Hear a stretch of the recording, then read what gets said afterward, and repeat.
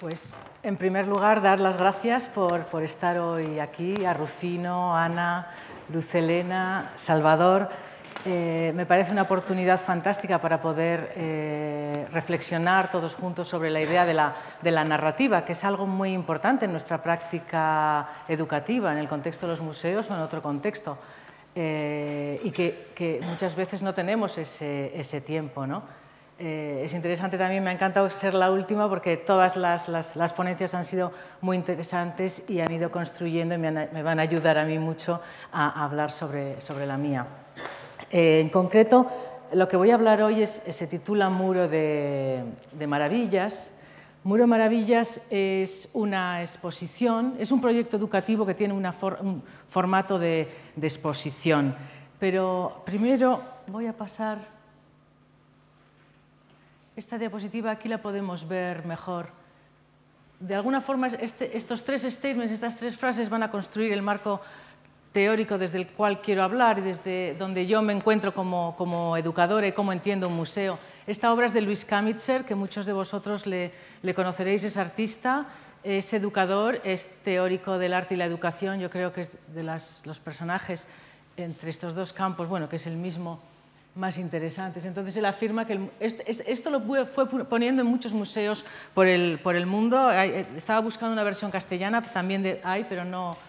El museo es una escuela, para mí el museo es una escuela, esa es la misión. Un museo tiene que tener una misión educativa y ese es la primera frase de la misión de un museo, y mucho más con dinero público, es una responsabilidad. El artista aprende a comunicar, es muy importante también, ¿no? Pero sobre todo el público aprende a hacer conexiones. El proyecto del que voy a hablar hoy es precisamente qué herramientas construimos para poder ayudar a nuestros visitantes a establecer una dialéctica con las obras de arte y sobre todo cómo recogemos esas voces, porque trabajamos con el público, escuchamos, tenemos estos proyectos dialógicos, pero la voz se queda en el aire. ¿Cómo recogemos todo ello? ¿Y qué pasa con el visitante que viene solo, que no ha pasado por alguno de nuestros proyectos, ¿no? Ha tenido cosas que le iban sucediendo en su cabeza y no lo hemos recogido? ¿Qué herramientas vamos a crear para poder incorporar aquí al visitante? Esta es otra obra de Luis Kamitzer y este tema ya ha salido en varias de las ponencias hoy. Se titula Lección de Historia del Arte. Es una lección de historia del arte donde los proyectores que proyectan la nada, no proyectan nada, son proyectores de carrusel, pero no hay ninguna historia. Es también de Luis Kamitzer. Luis Kamitzer nos está invitando aquí a cada uno a que construyamos nuestra propia historia, nuestra propia narrativa. Nos podemos inventar la historia del arte, porque un poco también Eva terminaba su ponencia hablando ¿quién legitima las narraciones de una institución, la narración de la historia del arte? Pues los centros de poder, siempre, pero es la historia del arte y cualquier otra historia. Y el narrador ejerce el poder. La institución ejerce el poder. Siempre en educación estamos hablando de cómo deconstruir la relación de poder entre el educador y el educando, entre el museo y entre la institución y el propio público. También Lali ha hablado de transferir este poder, ¿no? Cuando la persona se pone detrás, ya estás transfiriendo este poder, no estás delante del grupo, estás detrás, ¿no? Es algo que nos preocupa muchísimo a todos los que estamos, me imagino a vosotros también en la educación, qué herramientas, cómo podemos deconstruir este tema. Ahora me gustaría poneros un vídeo, solamente 5 minutos, lo he cortado, está un poco mal cortado porque es más largo y va a introducir el proyecto de exposiciones de educación del cual ha nacido Muro de Maravillas. Son unas exposiciones que han ido evolucionando en el tiempo. Primero se llamaron exposiciones infantiles, luego se empezaron a utilizar muchísimo con grupos de inclusión social, entonces cambiamos totalmente el nombre de las exposiciones porque no íbamos a infantilizar más todavía esta práctica y se llamaron exposiciones de educación. El propio uso, ¿no? La metodología es que el formato ha sido determinado y va cambiando con el uso. Hemos llegado hasta la exposición de Muro de Maravillas, pero lo voy a poner en un minuto, aunque dura, creo que son 4 minutos, pero creo que es interesante. Si alguien lo quiere ver, existe también la versión, está en la web de Artium.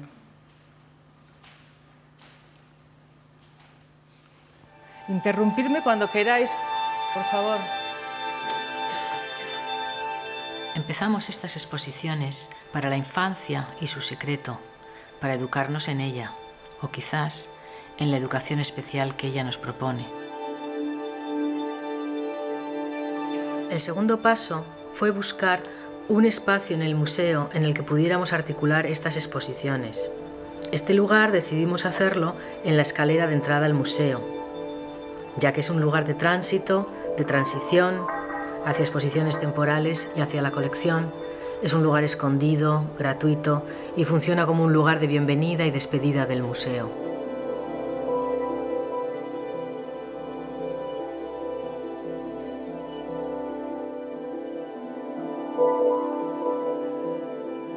Empezamos en el 2005 con Magic Pencil, una colaboración con el British Council.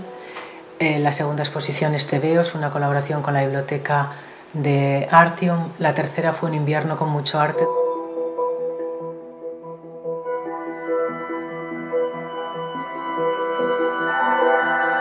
En el 2006 realizamos la exposición Arte y Naturaleza, una colaboración con el Museo de Ciencias Naturales. La siguiente exposición fue Niñas, Niños, donde decidimos que en estas exposiciones podíamos empezar a trabajar temas que desde lo cotidiano son más complicados y sin embargo son muy importantes y hay que empezar a trabajarlos desde pequeños.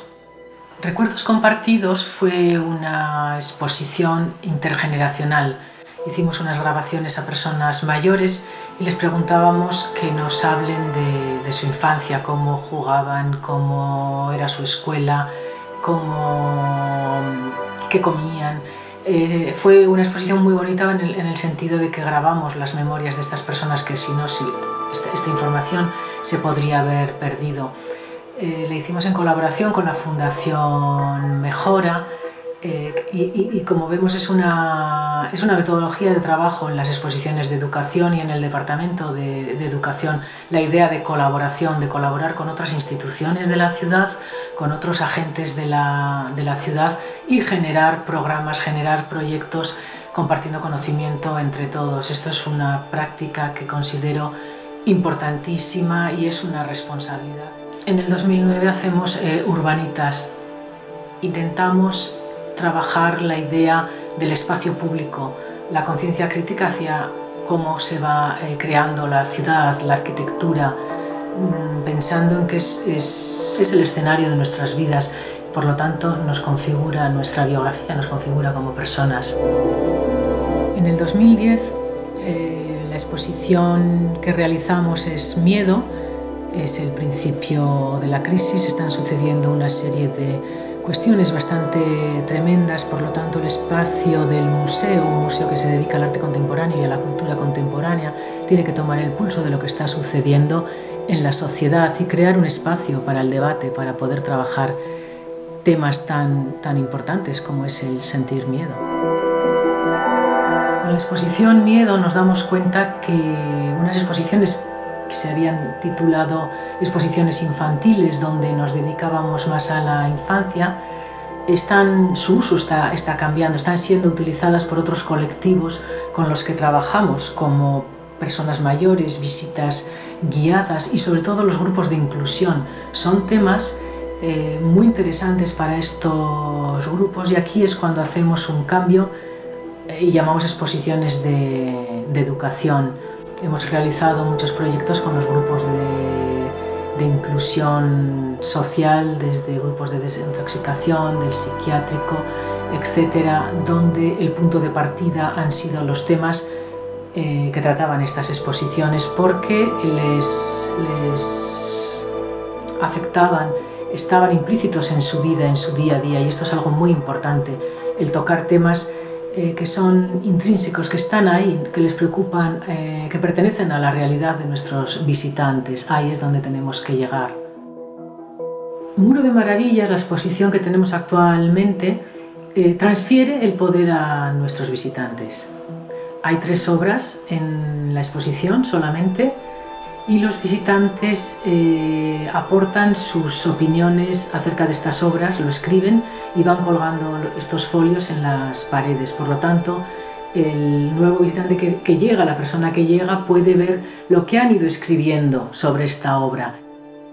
Estas obras se van activando con nuestra mirada, por lo tanto la sala se va llenando de textos escritos por la gente de distintos lugares, edades. El visitante no solamente ve la obra, sino que también va viendo lo que ha ido escribiendo el resto de los visitantes y poco a poco estos textos van construyendo nuevos significados sobre la obra.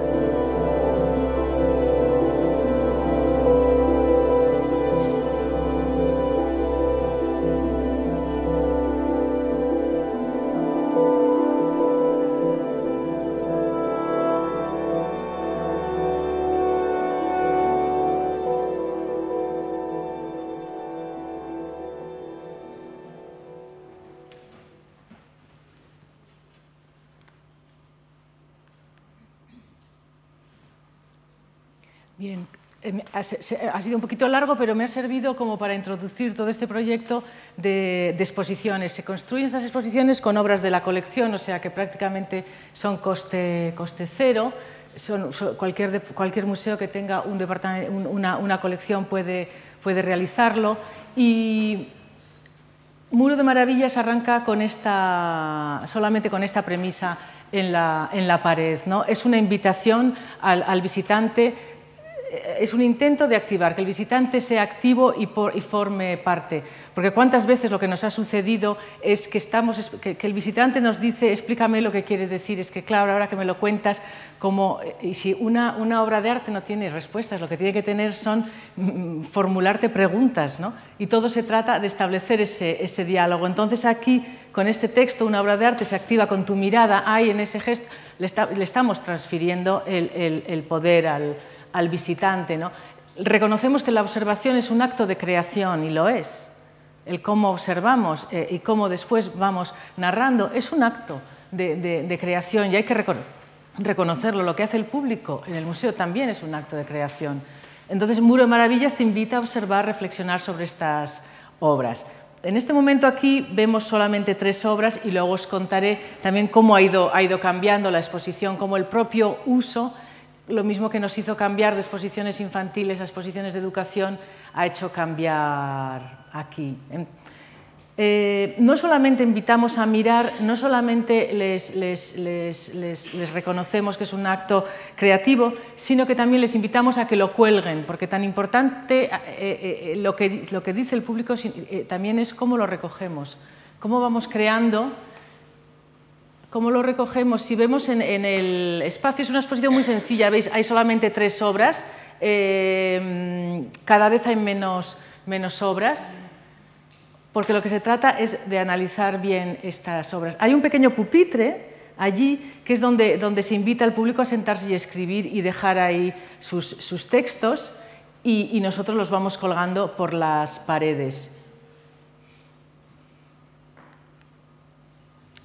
En las paredes también hay unas preguntas. Las preguntas son muy importantes. Estas preguntas, que están en castellano, euskera y en inglés, están al lado de cada obra de arte. Por ejemplo, en Lucy, de Dora García, son preguntas muy abiertas, pero simplemente nos sirven para romper ese hielo y empezar a establecer una dialéctica con la obra, y en cuanto arrancamos ya nos calentamos y ya seguimos. Es solamente cómo empezamos a mirar. Empezamos a mirar, y en ese observar, en ese mirar, va a empezar a suceder la narración, o creamos historias, o empezamos a hacer esas conexiones que hablaba cuando veíamos la obra de Kamitzer. El visitante empieza a hacer conexiones, empezamos a conectar lo que vemos con lo que pensamos, con lo que tenemos en la cabeza, con nuestras experiencias, es un poco como las neuronas chocándose, de ahí va creándose algo.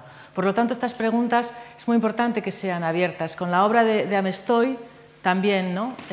Aquí existe una narrativa mucho más lineal que puede facilitar la construcción de una narración por parte del público, pero simplemente es cuéntame algo de esta gente.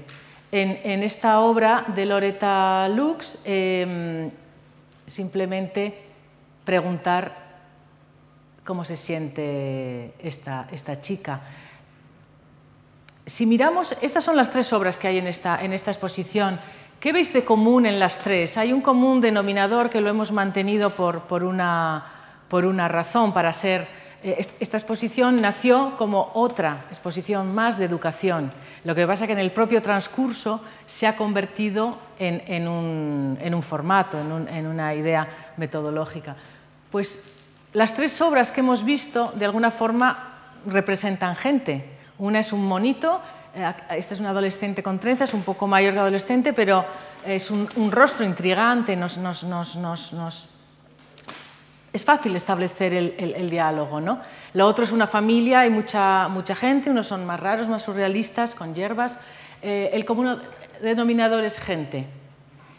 La teoría, un poco la tesis de esta exposición es si somos capaces de mirar a los rostros de la gente, a interpretar esos rostros, sabemos si están cansados, si están felices, si son ricos, si son viejos, mirando el body language también podemos entender y podemos extraer muchísima información haciendo así, pum, una mirada a una persona. Eso es algo innato que tenemos todo ser humano, ¿no?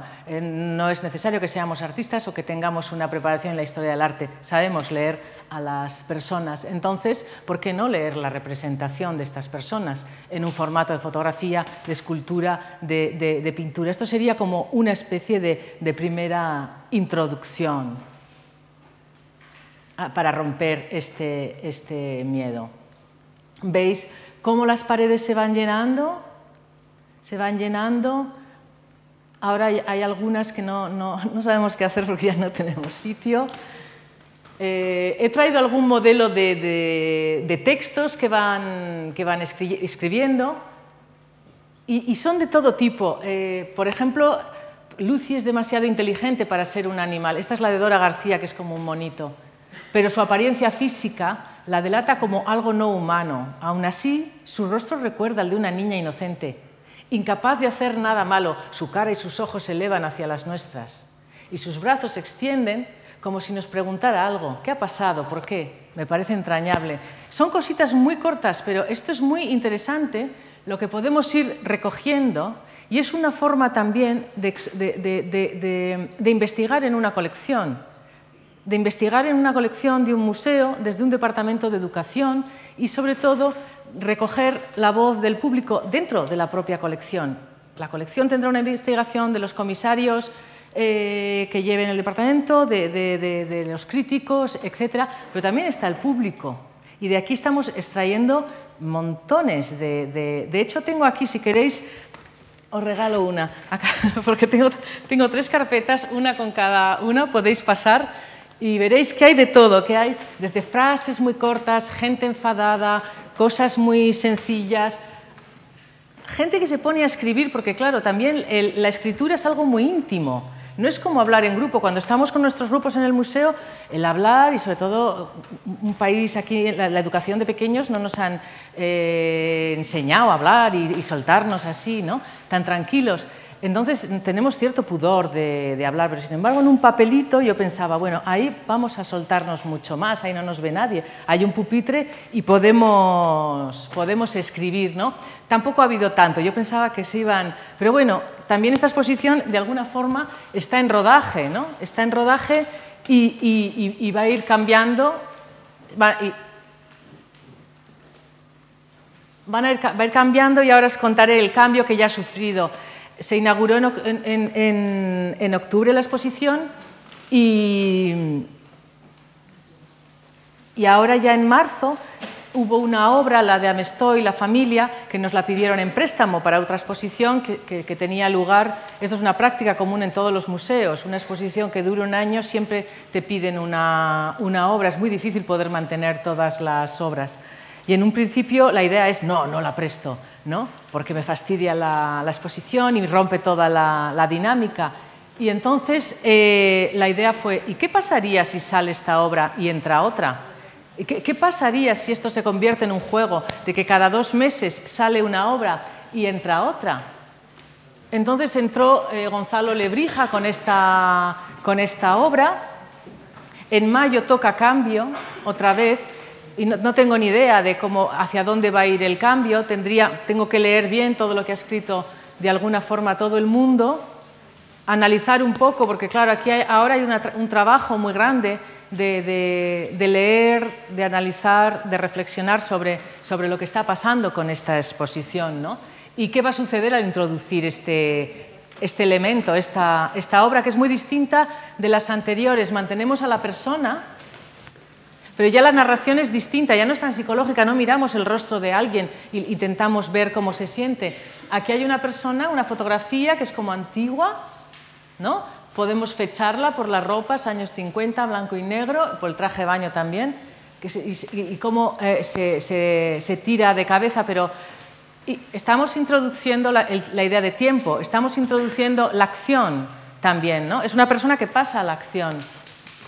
Ha habido un cambio, ¿no? Todavía no ha habido tiempo suficiente para recoger. Es bastante plano lo que han escrito sobre esta persona. Yo pensaba que iba a ser como más, no sé, me lanzo al futuro, como que daría pie a muchas más historias, muchas más fantasías narrativas. Sin embargo, es muy como que se va a tirar y hay alguno que se da una hostia y cosas así, ¿no? Que me han dejado un poco como pero bueno, tiempo al tiempo, ¿no? Y luego allí hay otra fotito que es la misma repetida en pequeñita, la misma idea, ¿no? Entonces ahora el reto es un poco ver qué obra entraría, ¿no?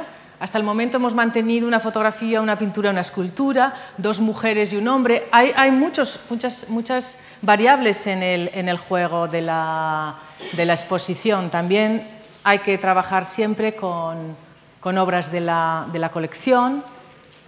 Y otro requisito de estas exposiciones hasta ahora, pero que también se puede romper, es que sirviera de introducción metodológica a otras exposiciones del museo. Al tener esa serie de textos en la pared, ayuda a establecer esta dialéctica con la obra. Por lo tanto, el visitante que ha visto esto a la entrada, porque esto, como habéis visto en el vídeo, está justo a la entrada del museo, ¿no? Es como la bienvenida al museo. Luego, cuando pasea por el resto de las salas, ahí puede ir viendo otras obras y tener ya esta metodología de aproximación, de perder el miedo.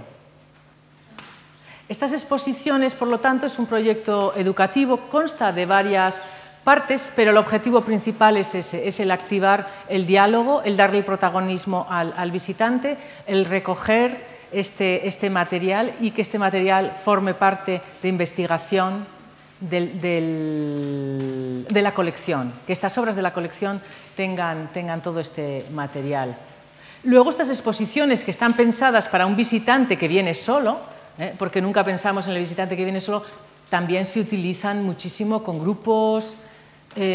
También tienen una zona que hay un taller. No todo el mundo quiere escribir, ¿no? También puedes hacer una aproximación a estas obras desde lo visual, manipulando la propia obra. Entonces hay unos espacios de taller con fotocopias, todo como muy sencillo, porque aquí no hay nadie. Esto es como un taller self-service, que alguien llega, tiene los materiales y puede estar ahí el tiempo que quiera trabajando y luego dejarlo también, esta idea, ¿no? Como de dejar la huella, de dejar tu cosa ahí en el museo.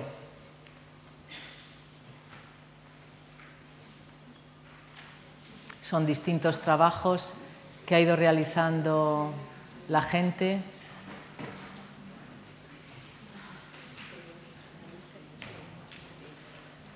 El hecho también de que puedas dejar algo en el museo, que es un espacio que tiene lo que hablábamos antes, cómo deconstruimos esta relación de poder, ¿no? Entre la institución y el público, el dejar algo, el que algo tuyo quede ahí, ¿no? Que quede ese texto en la pared, que quede ese collage, que quede ese algo, es muy importante en ese sentido, ¿no? Porque desarrolla un sentimiento de pertenencia de la persona hacia el museo. Por lo tanto, estas exposiciones van a seguir cambiando. Lo que va a determinar el cambio es la escucha. La escucha es muy importante, en este caso la lectura de estos materiales, la observación del público, leer bien los textos y ver cómo va cambiando, irá determinando ese formato irá evolucionando. Para mí la idea de formato metodológicamente es muy importante, que aunque suene rígido, ¿qué entendemos por formato? Parece que es algo rígido, donde algo nos cabe. El formato ideal es algo que evoluciona con el tiempo, que cambia constantemente y que se va adecuando. Ese es el formato ideal. Es como la práctica educativa, la metodología educativa. ¿Qué metodología trabajamos? ¿Cómo establezco el diálogo con el visitante? No existe una forma, es puro sentido común y en cada momento será diferente. Porque esa es la maravilla de la narrativa, ¿no? Nosotros, antes también ha surgido de otra forma diferente. A todos nos ha pasado. Yo puedo estar contando algo a una persona, pero si se lo cuento a otra, voy a cambiar la historia totalmente. Es la misma historia, pero la voy a cambiar. Y si la vuelvo a contar a otra persona, seguramente la voy a cambiar otra vez. En ningún caso estoy mintiendo, ¿no? Son matices y de alguna forma ese interlocutor va a condicionar el cómo cuente yo la historia. Por el feedback, por el diálogo que se va estableciendo o por cómo te encuentres ese momento o por cómo te esté mirando esa persona, ¿no? Simplemente con un gesto te está dando una entrada o no te está dando una entrada, ¿no? hacia dónde puedes ir contando esa historia, hasta dónde puedes llegar, dónde tienes que parar, ¿no?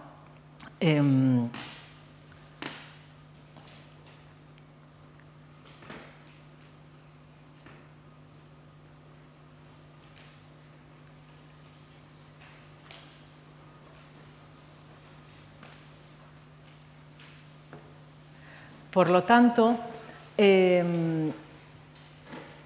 a partir de este momento, el trabajo más difícil es, con todo este material que tenemos ahora, cómo dialogar. La siguiente narrativa, el siguiente diálogo sería con un departamento de curatorial, ¿no? Existe todo este material. ¿Qué hacemos? Porque esto es una maravilla que tiene que tomar forma, ¿no? Por eso se titula Muro de Maravillas, porque es un muro donde vamos colocando las opiniones del público, donde estamos reconociendo a ese público, reconocemos a nuestros visitantes, tienen un espacio en el museo, pero no solamente en esa pared. A partir de ahí, ¿qué hacemos con este material? Aparte de que nos pueda servir en un departamento de educación para analizar las interpretaciones, para ver lo que van escribiendo, ¿no? ¿Cuál sería el siguiente paso, ¿no? Eso también es algo por determinar. El proyecto que he traído yo aquí no es un proyecto terminado que lo hayamos hecho, está planteando muchísimas preguntas y eso también es lo interesante, ¿no? Cuando algo te plantea muchísimas preguntas. Yo no quiero que me dé ninguna respuesta, sino que me plantee preguntas y que me active a mí, ¿no? como educadora y como persona a ver cómo llevar este proyecto. Lo mismo que no sabe, mayo está a la vuelta de la esquina y no tengo ni idea de qué obra puede ir, ¿no? Si de repente rápidamente podemos cambiar también esa narrativa de la exposición, ¿no?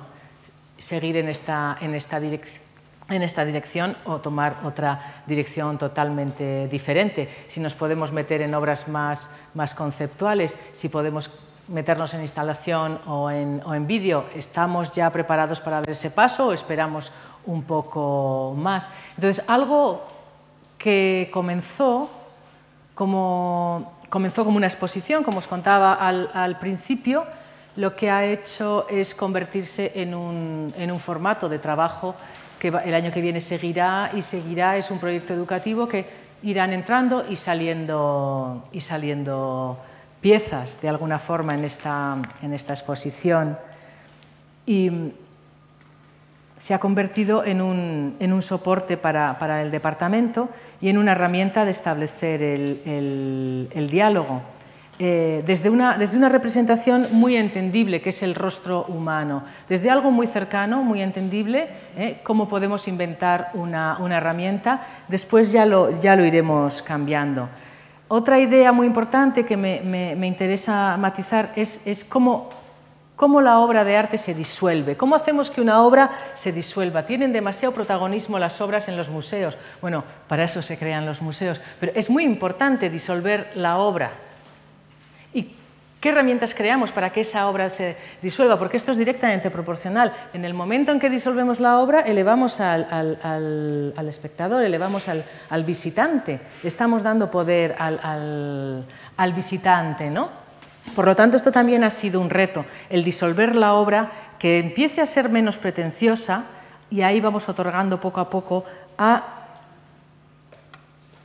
la actividad intelectual, a cómo va el visitante activándose intelectualmente a través de estas obras, de sus relaciones, y también de estas obras y su relación con el resto de las exposiciones que podemos tener en ese momento en el museo. No hay que cerrarlo solamente a ese pequeño espacio. Entonces, yo creo que ese sería el punto con el que me gustaría terminar, ¿no? Esta relación que es directamente proporcional en ir quitando un poco el protagonismo a la obra y dándoselo al visitante, ¿no? Que no deja de ser algo que desde la educación siempre hemos estado, desde la educación en el arte y en los museos, hablando, que es cómo de construir las relaciones de poder.